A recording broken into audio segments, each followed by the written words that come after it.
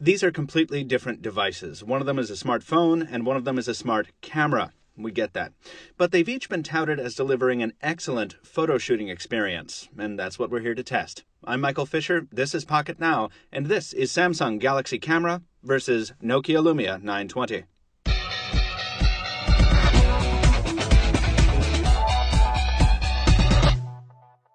Now, while we show you these two very different but very white devices, I'll take the opportunity to remind you to follow Pocket Now at the usual spots with the links in the description down below. Now that we got that out of the way, let's go ahead and compare these device cameras quickly from hardware and software perspectives, and then we'll get into real-world shots and a footage face-off. Let's go. First, let's talk about some lens differences here. The Lumia 920's camera is a smartphone shooter, but it's one of a different breed. Its 8.7 megapixel resolution isn't too special, but the optical image stabilization built around it is. In fact, you won't find it on any other smartphone. The optics are Carl Zeiss, its f-number is 2.0, and it's got a 26mm focal length. Video recording is supported at 1080p resolution, and the flash is a short-pulse high-power dual LED.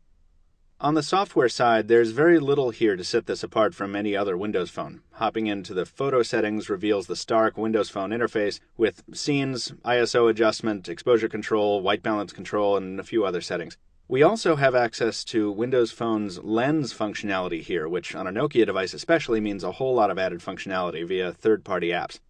One of the things we don't particularly like about Windows Phone is that when you do select a scene, the viewfinder doesn't give you any indication that a scene has in fact been selected. So, for example, you can save night portrait here. You see there's no icon at all in the viewfinder, so you can go through an entire week taking shots with the camera in, macro mode, and you would never know it. That and the lack of HDR, something of a standard on smartphones these days, ruffles our feathers a bit.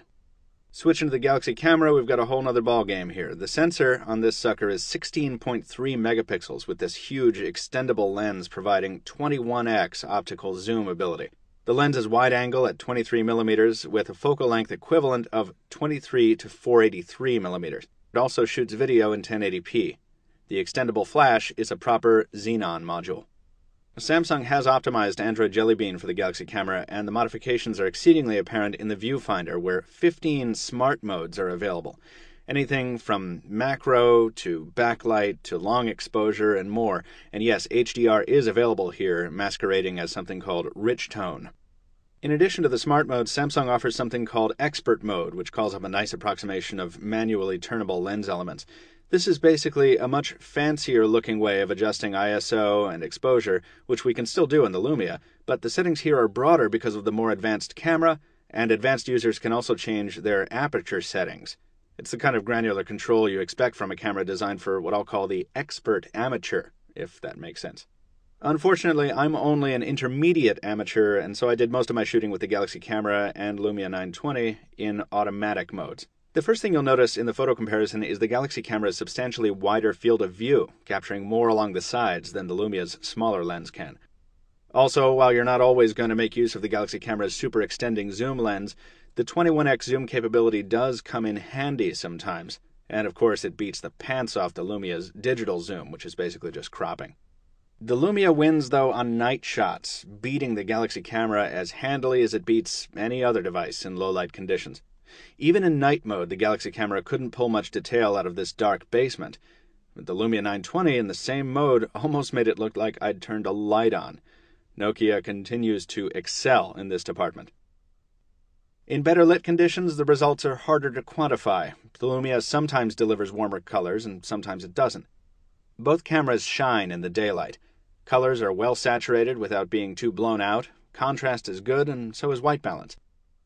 Indoor conditions produce more inconsistent results. If you keep the Lumia still, it can actually produce sharper shots. The key is being able to keep it still, which isn't always easy. Manual shutter speed control would really help experts in this situation, but the long exposure times are what gives the Lumia its excellent night capture ability. So, it's a toss-up. As for video, we had to compress and crop these to get them in this comparison, so you'll want to see the unprocessed sample footage on our YouTube channel, but a quick comparison shows the Galaxy camera delivers warmer tones indoors. The biggest surprise came from audio, though, which is much more robust on the Galaxy camera